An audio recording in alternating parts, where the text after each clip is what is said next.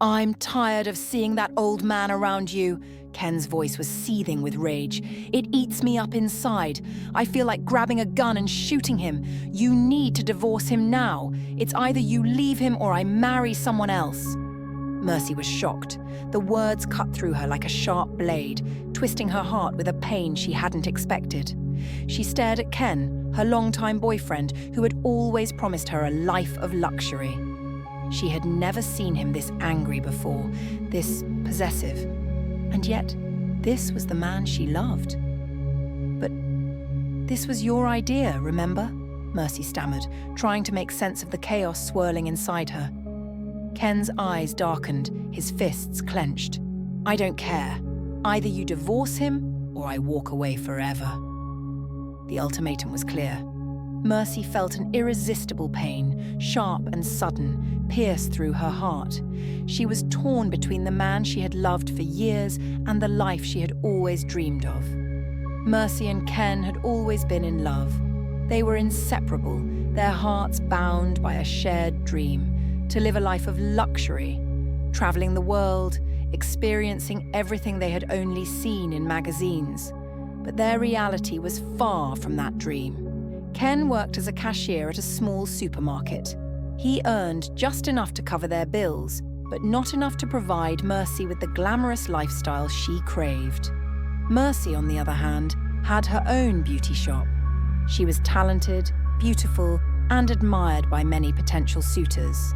But even her successful business couldn't lift her out of the life of modesty she was stuck in. One fateful day, as Mercy was heading home from her beauty shop, she met Chief Oaken.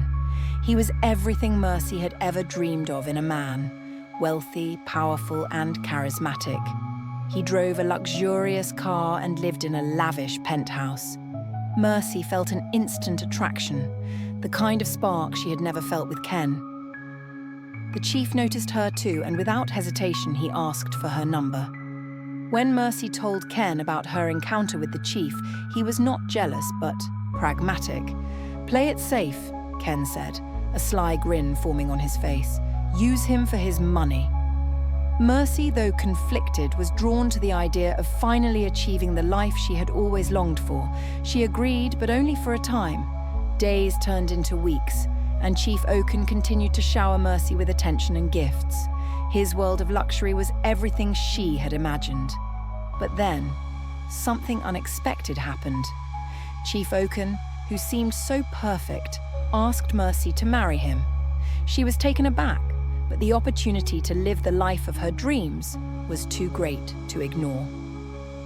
Excited, Mercy rushed to tell Ken, but instead of the expected jealousy, Ken's response was shockingly calm.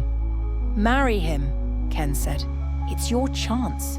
It's our chance. We can have everything we've ever wanted. You marry him, and we'll both be set for life."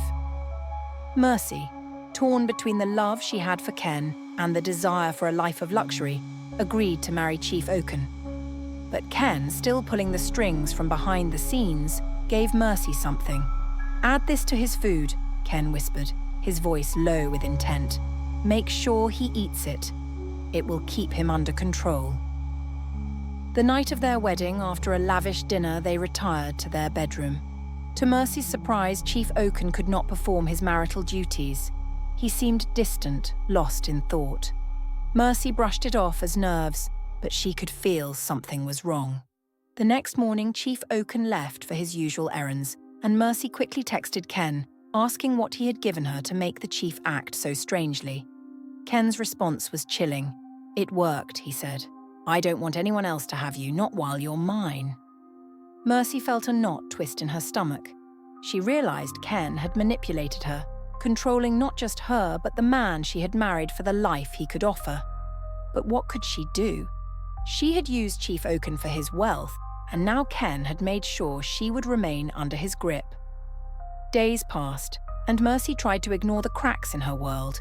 But Ken's jealousy grew unbearable.